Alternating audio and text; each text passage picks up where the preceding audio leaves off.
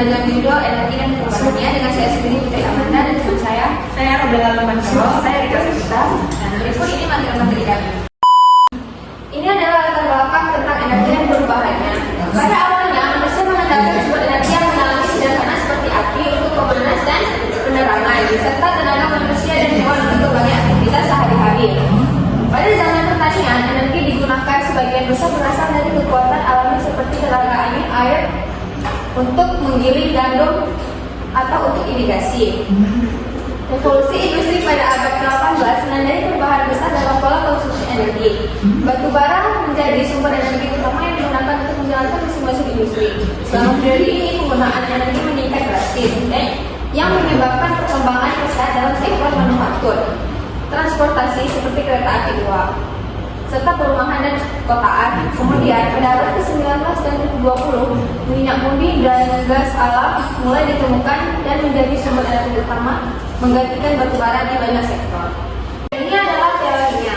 Energi adalah kemampuan untuk melakukan kerja atau menyebabkan perubahan dalam sistem fisik.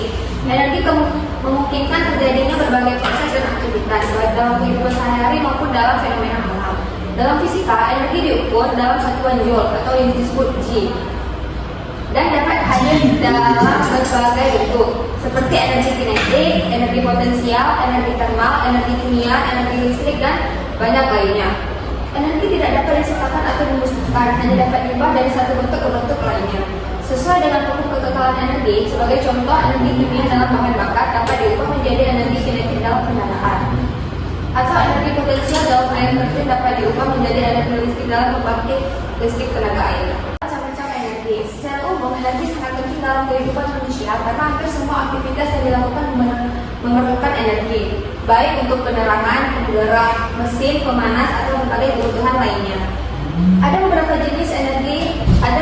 jenis atau macam-macam energi, yaitu energi kinetik, potensial, kimia, listrik, nuklir, matahari, elastis, dan termal.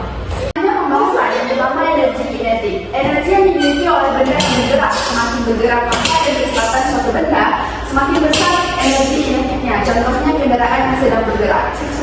Yang kedua ada energi potensial. Energi yang dimiliki oleh benda karena posisinya. Contohnya adalah energi potensial gravitasi yang dimiliki benda yang berada di ketinggian.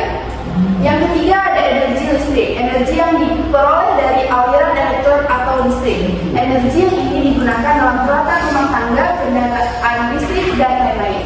Yang keempat ada energi termal atau panaskan. Energi yang terkait dengan suhu suatu benda. Energi ini berhubungan dengan gerakan partikel dalam benda tersebut. Misalnya energi yang terkandung dalam api atau panas dari matahari. Energi kimia. Energi yang tersimpan dalam ikatan kimia antara atom dan molekul. Energi kimia ini dilepaskan atau diserap dalam reaksi kimia.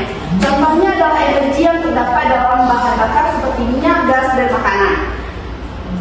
Selanjutnya ada energi matahari. Energi yang diperoleh dari sinar matahari. Ini adalah bentuk energi terbarukan yang digunakan dalam teknologi seperti panel surya.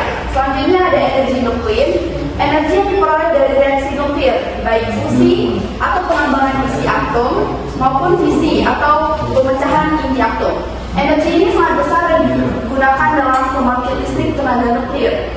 Selanjutnya energi elastis. Energi yang tersimpan dalam benda elastis akibat perubahan bentuknya, seperti pada gas atau bola yang diperas dan kemudian dilepaskan. Selanjutnya konsep energi. Energi dapat berubah dari satu bentuk ke bentuk lain. Misalnya energi listrik menjadi energi cahaya atau lampu, atau energi kimia menjadi energi gerak atau otot.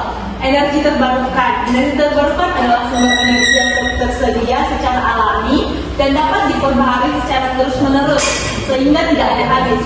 Jenis-jenis dari energi terbarukan ini, yang pertama tenaga surya, tenaga angin, panas bumi, biomasa. Berikutnya pengertiannya. Yang pertama tenaga surya.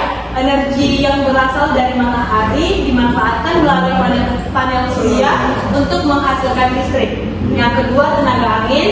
Energi kinetik dari angin dimanfaatkan untuk menggerakkan turbin dan menghasilkan listrik. Yang ketiga, panas bumi. Energi panas yang berasal dari dalam bumi dimanfaatkan untuk pemanasan dan pembangkit listrik. Yang terakhir, biomasa. Biomasa adalah energi yang berasal dari bahan organik seperti tumbuhan, limbah organik, dimanfaatkan untuk menghasilkan energi panas, listrik, atau bahan bakar. Selanjutnya, rumus.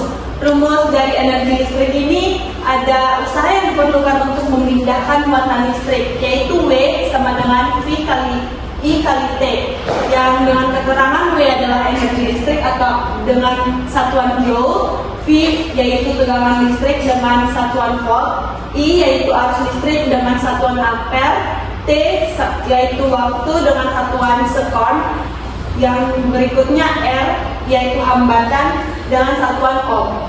Daya listrik yaitu besar energi listrik yang digunakan di tiap detik, yaitu P sama dengan V kali I. P yaitu daya listrik dengan satuan watt.